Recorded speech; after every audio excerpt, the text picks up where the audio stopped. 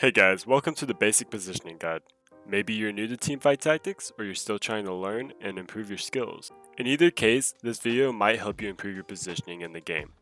To help explain positioning, I've divided it up into 5 different topics: baiting, adjusting, spreading, item effects, and champ specific. So why don't we go ahead and find out what I mean by these 5 things. Before we talk about anything with positioning, we have to understand what TFT is at its core. It's an auto chest, auto battler. And in chess, the most important thing over anything is positioning. And it's the same way in TFT. Your offense and your defense needs to be planned, not just randomly thrown around, like Misfortune and Jin in the front and Malphite in the back, for example. You don't need to be a pro with how you set up your offense and defense, but you definitely need to take into consideration. So obviously, you should probably know that you want to keep your carries in the back and keep your tanks in the front. We all know that, of course, right?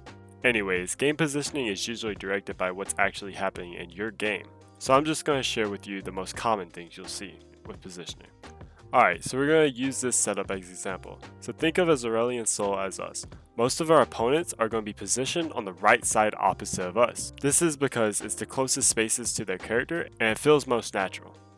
Otherwise, you'll usually find your opponents on the left side, which is more of an offensive tactic to attack your team directly. And then there's some people that just kind of prefer to hang out in the middle. This one's more of a neutral position, but I think it actually works really well with certain comps like snipers. So if you're not already using a setup for your comps, I would suggest trying it because it will vastly improve your positioning by just practicing and learning it, with right side positioning being more offensive, left side being more defensive, and middle being more neutral. However, this can vary a lot sometimes based on how your opponents are set up. And as you can see here, I'm running a left side defense, which felt very comfortable for my composition. Alright, so now that we've talked about how you can position your champs, let's talk about what you can do while in those positions with your champs. The first thing we're going to talk about is baiting. You've probably heard the term baiting, and if you have, you've probably heard of blitz bait. Champions like Blitzcrank and Vi are so impactful and need to be countered because they usually target your backline, which is usually where your carry is. And if your carry dies, you could be losing a round pretty quickly. So how can we counter them? Let's say you're playing Celestials. Alright, so we have our snipers in the back, Jin's most likely our carry, and how we're set up now, Vi and Blitzcrank are definitely going to get Jin. To stop this, however, we can use a champion to bait and tank the pool. I like using Rakan when I'm ever playing Rakan because he's already ranged, so even if he doesn't get pulled in a normal fight, he'll run up and attack like normal. And Rakan does massive CC to the enemy team, so if he gets pulled and survives, it can actually be very beneficial for you. So pay attention to what people in your game are playing, and if you see they have a Blitzcrank, try to set up your board where you can counter their Blitzcrank. That way, if you ever go against them up in a round, you'll probably have a much higher chance of winning that round. You can even use the same concept when you're fighting assassins. So right here we have Shaco that's going to jump on the backline and go for a Jin immediately. You can always switch Jin with Rakan or another champion to tank that Shaco hit, or just move your Jin in general. This is really important in the later stages of the game when you're fighting like 1 or 2 people, there's 3 people left. You really want to be countering what they're playing, and if they have something strong like a Shaco, you need to take care of that and not allow them to let Shaco or any other assassin jump straight onto your carries. These are small victories, but in the end, it's going to take a lot of small victories to get first place in TFT. And that's really what this video is all about. So now let's talk about our next tactic, which is going to be adjusting. In this clip, you're going to see that I lose to my opponent, and then I realize what I have to do to win. So on the next turn, I make an adjustment, and I end up beating him and winning the game. So the main thing that goes wrong here is that he has a very strong Shaco, and he immediately jumped on my backliners and killed them. Also, I had no way of shutting the Shaco down, which was basically one-hitting my whole team. So I decided to move my Lulu all the way to the right side this time so that she won't get jumped on and she'll stay alive, and she'll have the chance of polymorphing Shaco, which should make him killable by my Irelia and help me win the game. And it turns out she actually does polymorph Shaco. TFT is an auto battler, but you can't make it do all the work if you want to win games.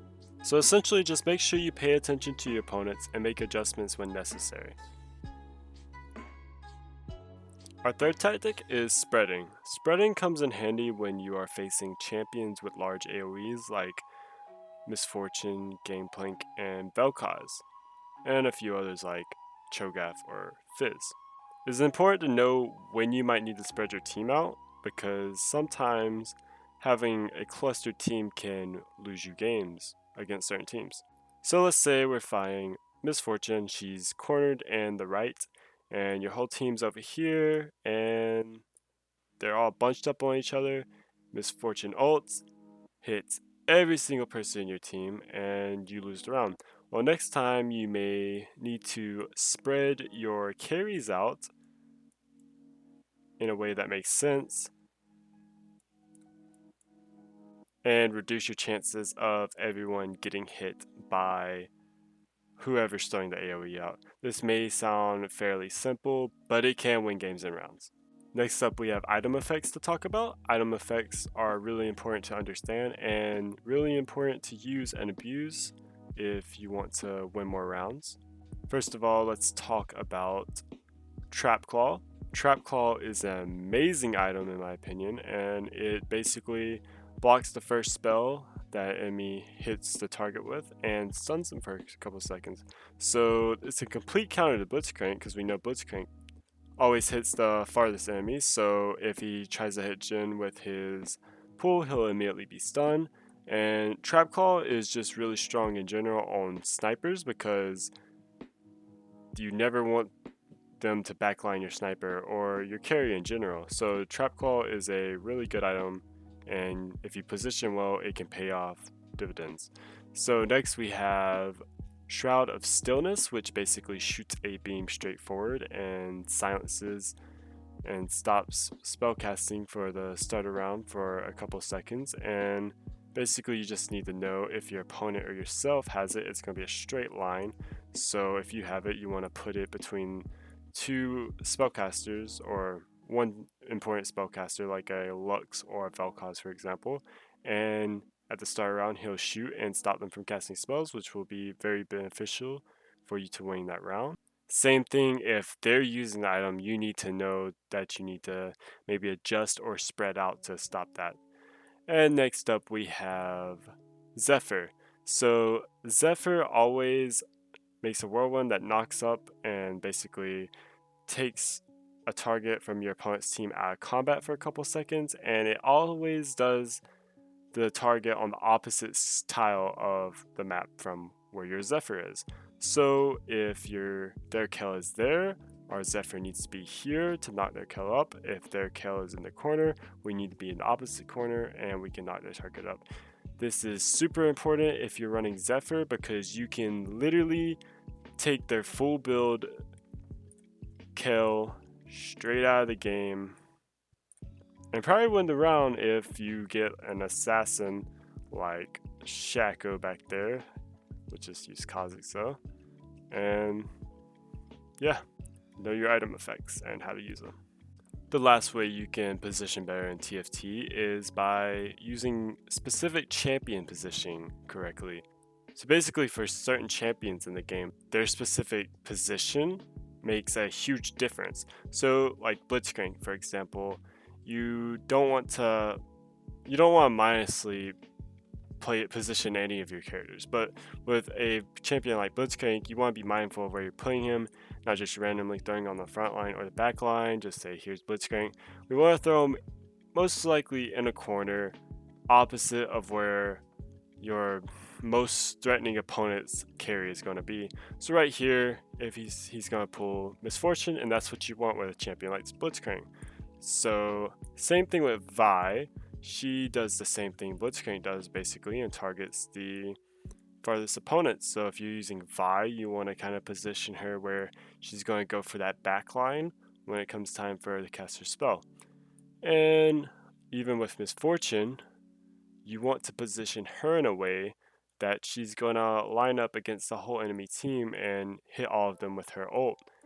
So say they're all spread out a little bit, you may not want to put her here because she may only hit half of their team, but maybe get an angle here or here and hit their whole entire team.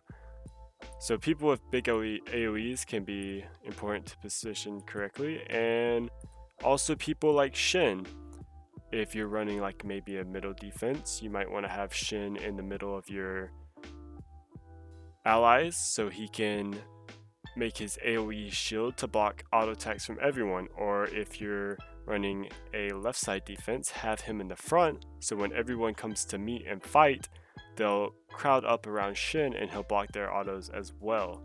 You just don't want to, if you're running a champ like Shin, don't have him in the back not getting the most out of his ability.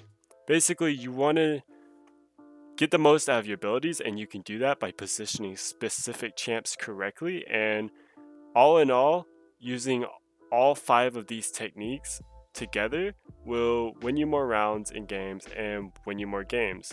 And that's the ultimate goal of what we want to do in TFT. Thanks so much for watching, guys. I hope this video actually helped you and you learned something about positioning that you did not know, and that you win more games in TFT. If you did like the video, make sure you hit the like button so it can get shared to other people. And if you would like to see me make more videos, make sure you hit subscribe. Thanks so much, guys. I'll see you next time.